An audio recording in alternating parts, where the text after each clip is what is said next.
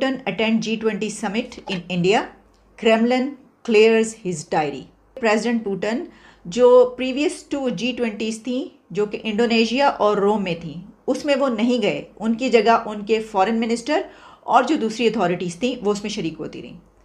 लेकिन इंडिया में होने वाली G20 में प्रेसिडेंट पुतिन शरीक हों। नरेंद्र मोदी की जो हुकूमत है वो मुंह तोड़ जवाब देगी पाकिस्तान को। ये माहौल क्यों बनाया जा रहा है? आप डर रहे हैं, ठीक है, डर आपका बजा, क्योंकि आप भी नविश्ता दीवार पढ़ सकते हैं। पाकिस्तान की एक लॉन्ग हिस्ट्री है एंटी इंडिया ग्रुप्स और मिलिटेंट ग्रुप्स को पालने की। आपने करना क्या है? मुल्क का सत्यानाश तो हो गया है, आप कह रहे हैं कोई दरख्वास्त नहीं। लेकिन इससे जो इंडिया है उसकी शोभा भी बढ़ेगी। वो इसलिए कि देखें, एक तो G20 ऑलरेडी खैर वो करवा ही रहा है, सब कंट्रीज आ रहे हैं, लेकिन प्रेसिडेंट पुतिन जो प्रीवियस टू थी इंडोनेशिया और रोम में, उन G20s में नहीं गए और अब अगर इसमें शामिल हो जाते हैं और ये पता चल जाता है तो फिर जाहिर कहा जाएगा कि देखिए हमने उनको बुलाया और वो आ गए। ये कि पाकिस्तान ये सब कुछ करता है और इंडिया के मुतल्लिक एक सॉफ्टर अप्रोच। इस तमाम तर सूरत हाल में या सब हम देख रहे हैं जो इस वक्त मुल्क में सियासी माहौल बन चुका है और मुल्क मसाइल की दलदल में धंसता चला जा रहा है, तो फिर तो ये कमाल ही हो जाएगा, मिरेकल होगा और वाह वाह हो जाएगी इंडिया की। देखो इन्होंने G20 में जो है ये इतना बड़ा मसला हल करवा दिया, यूक्रेन और रशिया वॉर का। हेलो फ्रेंड्स, जय हिंद। BVR ज्ञान में आपका स्वागत है दोस्तों। अभी मिली जानकारी के अनुसार भारत के आमंत्रण पर Russian prime minister Vladimir Putin ने G20 की मीटिंग अटेंड करने के लिए भारत आना स्वीकार किया है। पिछले 2 बार से रशियन प्राइम मिनिस्टर ने किसी भी G20 की मीटिंग में भाग नहीं लिया था, क्योंकि रशिया यूक्रेन युद्ध के कारण पश्चिमी देशों के दबाव से इंडोनेशिया में भी रशिया के प्राइम मिनिस्टर नहीं आए थे। G20 में भारत के आमंत्रण से Russia prime minister Vladimir Putin ने आना स्वीकार किया है। भारत रशिया और यूक्रेन के युद्ध को रोकने व उनके बीच में सहमति करवाने में बड़ी भूमिका निभा सकता है। भारत इस समय अपनी डिप्लोमेसी के कारण रशिया और USA दोनों के बीच बराबर संबंध अच्छे बनाकर चल रहा है। मेरे सामने ब्लूमबर्ग ओपन है जिसमें ये न्यूज़ पब्लिश हुई है कि हो सकता है कि इंडिया में होने वाली G20 में प्रेसिडेंट पुतिन शरीक हों। इसमें लिखा गया है कि will Putin attend G20 summit in India, Kremlin clears his diary. कुछ और इसकी डिटेल्स हैं। अब क्या प्रेसिडेंट पुतिन G20 जो कि सितंबर में मीटिंग है उसमें शरीक होंगे, उसमें आएंगे इंडिया? ये बात आप याद रखिएगा कि प्रेसिडेंट पुतिन जो प्रीवियस टू G20s थी जो कि इंडोनेशिया और रोम में थी उसमें वो नहीं गए, उनकी जगह उनके फॉरेन मिनिस्टर और जो दूसरी अथॉरिटीज़ थी वो उसमें शरीक होती रहीं।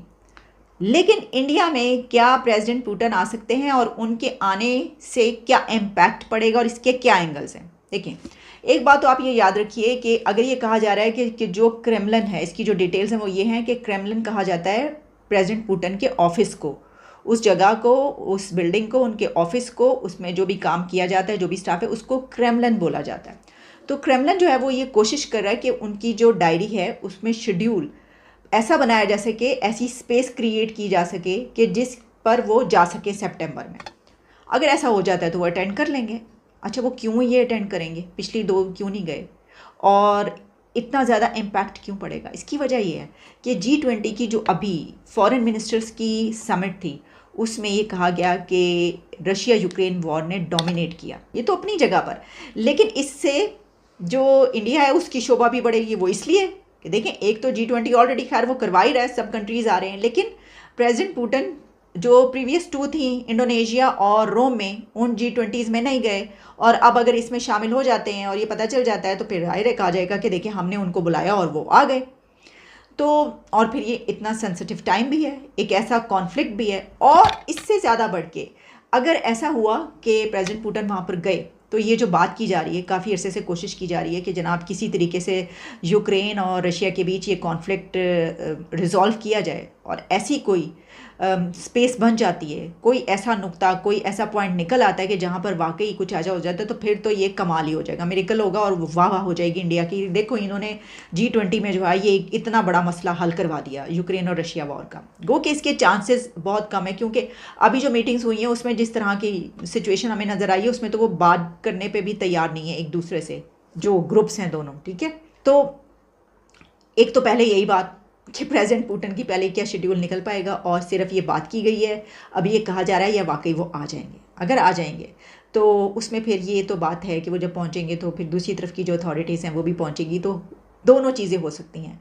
या तो बहुत ज़्यादा क्लैश हो सकता है, और या फिर ये भी हो सकता है कि कोई रिजॉल्व हो जाए। और तीसरी ज़ाहिर के ऑप्शन ये है कि कुछ भी नहीं होगा, वो अटेंड कर लेंगे और वो, लेकिन अब इम्पैक्ट तो पड़ता है ना।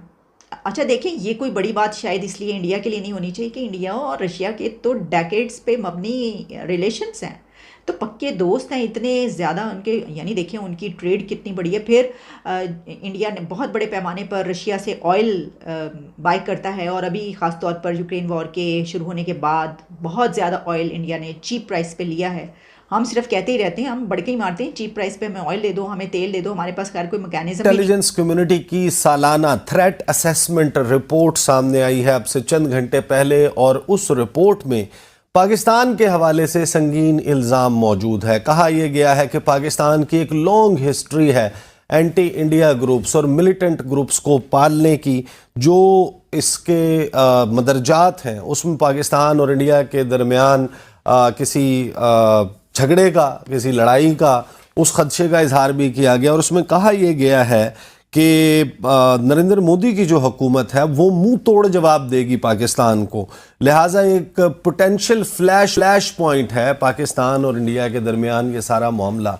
अब अमेरिका, वेस्ट, उसकी अप्रोच पाकिस्तान के मुतल्लिक ये कि पाकिस्तान ये सब कुछ करता है, और इंडिया के मुतल्लिक एक softer approach.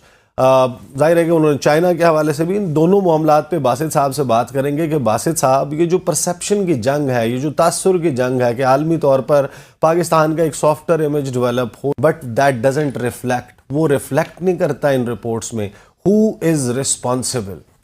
I think all of us are responsible, क्योंकि हमारे, देखिए, सिर्फ अगर बातों से नैरेटिव बन जाए ना, ठीक है वो बहुत ज़रूरी होता है, स्टेटमेंट्स इशू करना भी, सब चीज़ें बहुत ज़रूरी होती हैं, लेकिन उसके लिए एक्शन भी ज़रूरी होता है। कोई ऐसा आप अमल ना करें जो आपकी स्टेटमेंट्स हैं उसके बरखिलाफ़ हो। मैं आपको तारीख़ से, औराक से कई ऐसे वाक़यात बता सकता हूँ कि हमने ख़ुद ऐसी गलतियाँ की हैं।